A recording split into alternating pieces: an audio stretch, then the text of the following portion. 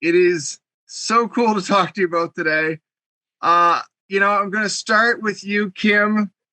This series has such a huge story to it. Can you tell me a little bit about where your character fits in the season?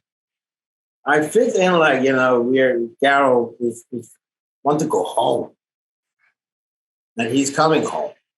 And that's Kaer Morhen, where I am the oldest Witcher. So he needs me. He needs to come home and get some answer in this world he's living in. So that's why Vesemir is fitting in here now to give my son, as we call it, Geralt, peacefulness to look into himself and find some answer. Christopher, for you, I'm not sure how much you can reveal here, but you have a bit of a monstrous role. He's an amazing character. I wish there was even more. What can you tell us about him? Well, he wasn't born a monster.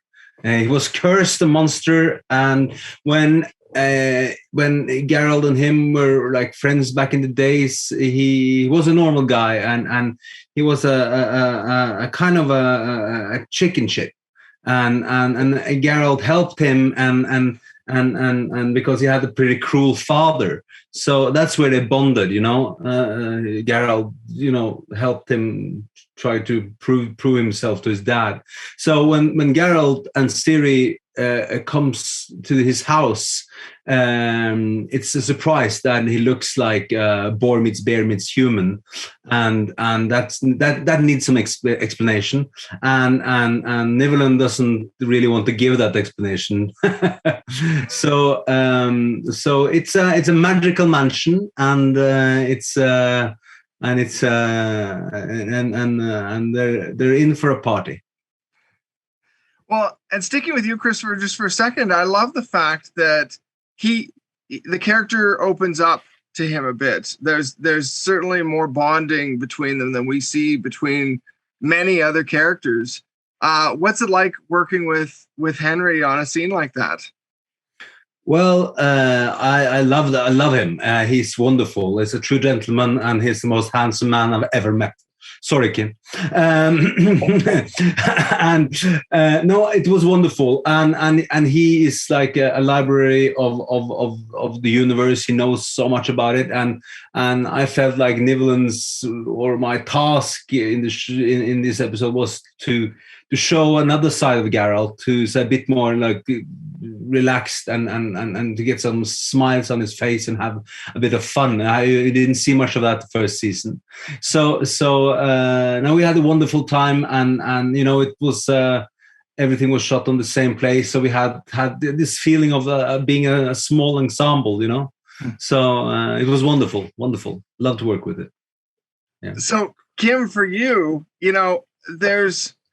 there's a sense of that he's actually the leader, and for a change, we're actually seeing the Witcher not quite so much going off on his own in these scenes.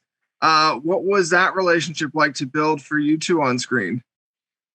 We wanted to, first of all, I was supporting Henry's wishes of going into the emotionally traveling journey inside Geralt, and I love that. So, you had such as you say, he is a lovely person, and his personality is so open-minded. So it's very easy to have a trust built up with Henry.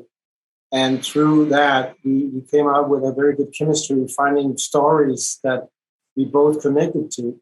And through this personality stuff, that's coming kind of a chemistry that is useful as this chemistry between a father and a son relationship. So that was so nice that we had built that up, So it became very easy for us to look into each other's eyes and feel trusted. And so you can let your emotional stuff coming out in front of the camera. That was incredibly nice. Did you have a favorite scene, Kim, in terms of there's certainly a lot of great moments, even just the fighting scenes, but there's some real heart to heart there. did you have a favorite moment that stuck out, I guess? I have many favorite because I love sense. I love emotion. I love senses and feelings, and I was really allowed to work with Henry and Siri and Freya with the characters. So both of the scenes I have with them is incredible, lovely to see how they are finding out and developing the characters through that. It was such a goal for me as an actor to see how they work, both of them, Freya and Henry, with characters that were so grounded from the beginning out. So to push them and they wanted to be pushed, give me so many moments of acting experience and love for what I'm doing. So most of the scenes we have was like that, but there is one scene with Siri in the library where she has to find out who she is and take some responsibility of going for being a little girl from season 1 to become a person, a woman that have a knowledge about herself. That was incredible to see her emotionally journey in one scene. It was wow, beautiful. Christopher, you there's one scene where you're throwing knives, and I don't know, did you learn how to throw knives, or was that just CGI, or how did that work? I did throw knives. And some of them stuck, some didn't. So it's a mixture. Well, at the same time, too, how is the makeup for this character? Because it seems like it must have been fairly involved, but I'm sure some of it's CGI. Or how much was it you? Well, the thing was that I loved that they chose to make it 95% prosthetics, so the whole suit is there, and I was in the room, and instead of when you play a beast, you can often like end up standing in a green room in a green suit, right? So the only CGI is my face, and I have like tons of dots and a camera all the time who wanted to capture every sprinkle in my face, and they did that beautifully, I think, because that was the worry, because it's a very many dimensional character, and he has like so many secrets, and there's some small things that has to be captured, and they managed that. When I think that how they made the eyes look like mine is just beautiful work. So I have to share the performance with them.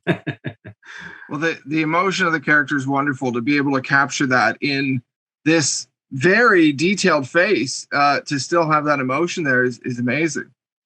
Yeah, I think it's and everybody was very eager to make it like that, because when you play a beast, very often he's just angry, but this guy had a couple of more emotions than that. So it was no way around. It had to be done well. Kim, the last thing I'm going to ask you is, in terms of playing this character and where he fits into this universe, did you read up at all from the books, or I know the video game too, or how did you approach that side of the material? Yeah, first of all, the games, then the series, and then the book, the novel. I mean, you really have to dig deeper into Vesemir is, and there is not much about him. So I was studying his skill, but the way I'm from the beginning saw him as Witcher, living in the nature and very close to understand who you are as a person because you are living in nature. And I've been living in the forest for 20 years and worked a lot in the Arctic. So through that work that have been done all my life was just to bring that into the character, so he was so grounded. But a lot of studying, of course, through all the knowledge that there is about the games. So yes. But the basic grounding was to be a person living and understand nature. Well, thank you both so much for the time. I'm a huge fan of both your work. It is really a pleasure to talk to you both. So thank you very much. Have a great day. Thank you. All the best.